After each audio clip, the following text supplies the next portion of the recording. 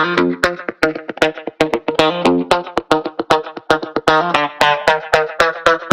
everyone, I'm G from Avid and welcome to Secret Studio. Today I'm joined by an awesome guest who I'm super excited about. We have Tucci. Tucci has worked with amazing people out there. He has several hit records and so much more. But instead of me giving an introduction to Tucci, Tucci, I want you to give an introduction to yourself. Cool, thanks. My name is Mike Tucci. I'm a mastering engineer, and recently I've been doing Atmos mixing as well. Yeah, I started out in New York. I'm based out in LA now, and yeah, just happy to be here. Oh, well, welcome, man. I'm Thanks. super excited to have you. So we're going to actually dive into some Atmos stuff in a second. But First of all, I want to get into just a few questions about you, man, because I know you've hit, I mean, you said you did like 1,000 masters last year? About that, yeah. Wow, you don't have an actual number of how many you've done ever, right?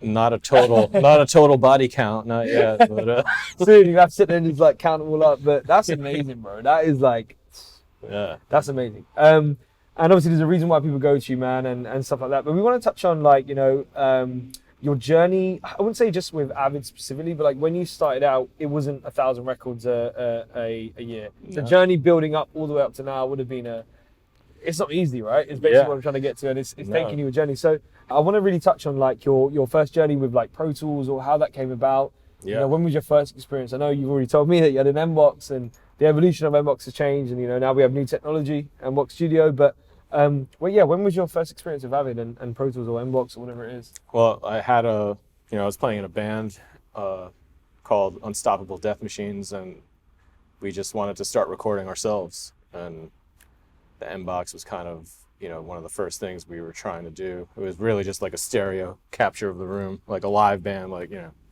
we just wanted to record ideas, you know, and go back to them later.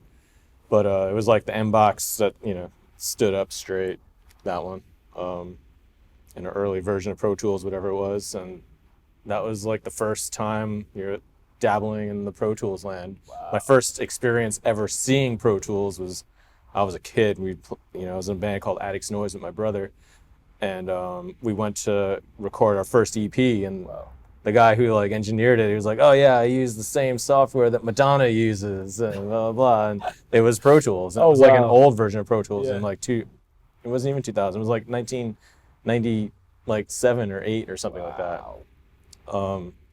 So yeah, and I remember seeing the screen, and you know, it looked really basic. You know, it doesn't look like it looks now, but that was my very first, but I didn't know what Pro Tools was at that time. Right. I was just like, oh, I got a guitar and I'm playing music and I'm getting my song down, you know. And then later on, as I tried to be, you know, the engineer behind it and capturing ideas for the band, then I got into, you know, the details of it all. Yeah. And it's obviously that helped you towards, obviously now, you know, you're mastering records and mixing Atmos and stuff. And obviously, would you say that it's been a like tool set throughout your journey that has really helped you kind of develop? Yeah. As we release new features, has that helped you kind of like, has there ever been an update where you're like, wow, I needed that? Oh, sick. Like things like all the updates are always good because they're always trying to make your life easier. Yeah.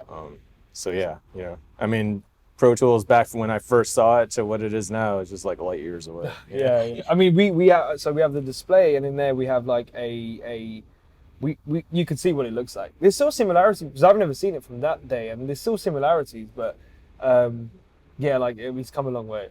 You look at it, you're like, wow. And you know, now the new thing is the Dolby Atmos capabilities, which is pretty amazing, and it's becoming a new standard. Exactly, which we're going to touch on now as well. So Tucci, you're obviously, do you prefer when I say Mike or Tucci? Yeah, Tucci's great, I'm so used to seeing mastered by Tucci everywhere. But yeah, no. I don't know where you see this. You got to show.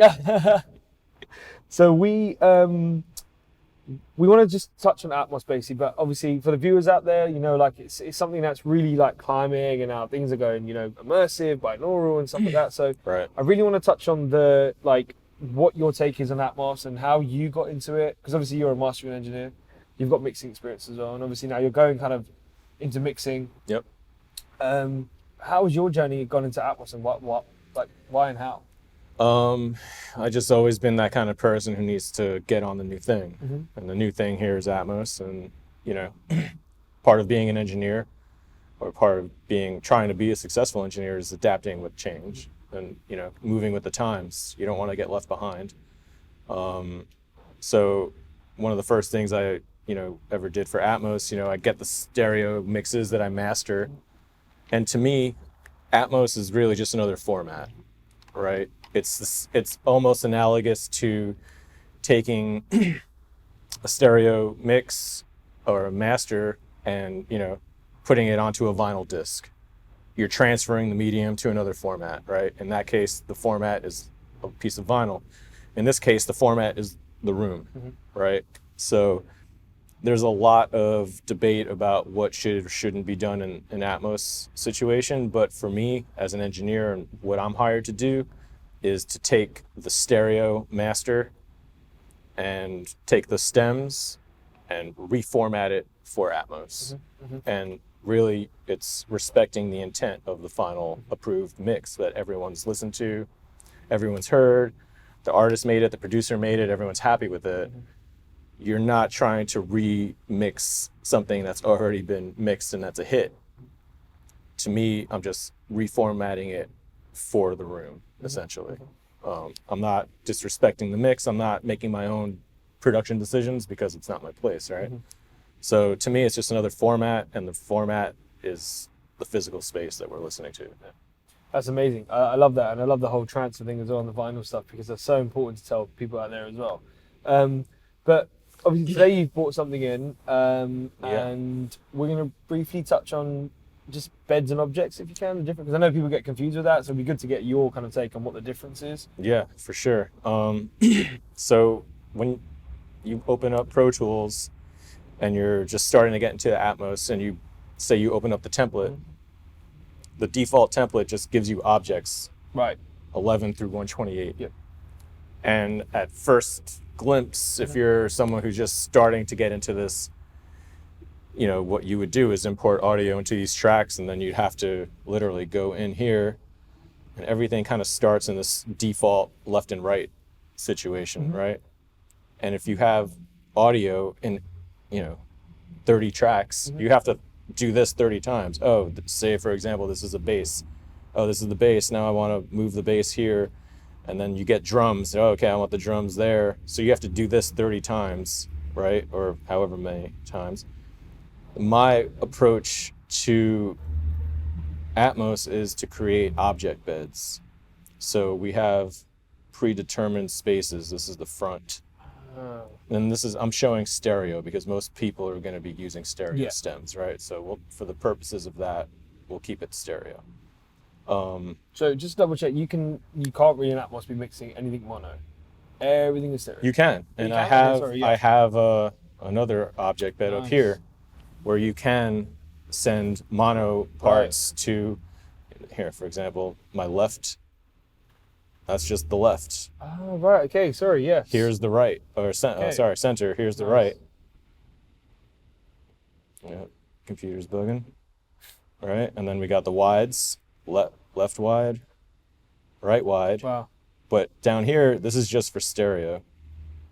So now, if you don't have the mono multis and you're just working in stereo, this might be a little easier to do. So basically, a front, your wides, your side channels, and these are all speaker snaps. So say again, this is the default setting. Say you're like, oh, I want to create a side channel. You can speaker snap here. Wow. Or go into the rear or the fronts. But for this purpose, that's a side channel.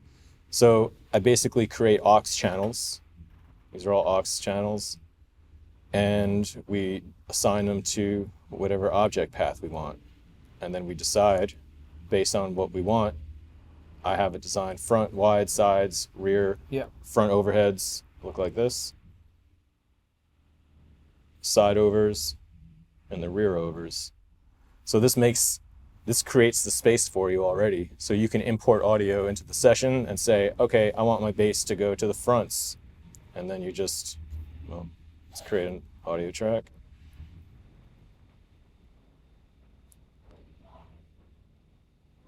And now you have your sends here. So I want to send my bass or my drums to the sides, wides, the front, and now that's it. You can multiple send, and you can hardwire send anything you want here. And it just makes your workflow easier because you don't have to sit down and for each piece of audio Right. reassign your panning. Your panning's already essentially done here. Right. And then whatever special, ear candy stuff that you want to automate, Mm-hmm. you can create an audio track just like we have here. Pull it down. And then you can create, say you want to do, boom. This is going to be my, oh, we already have that assigned. 3132.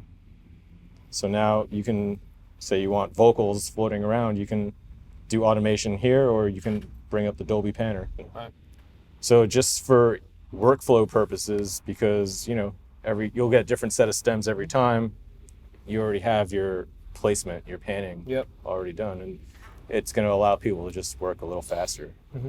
And that's how I do it. It's all object-led paths. Perfect, man. Well, Tucci, thank you so much. I've got a couple questions. Yeah.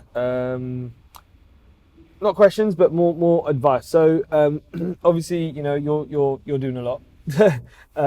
And what advice would you give to someone kind of aspiring, someone who's looking up to you, young and kind of wants to get the music production, whether it be mastering, Atmos.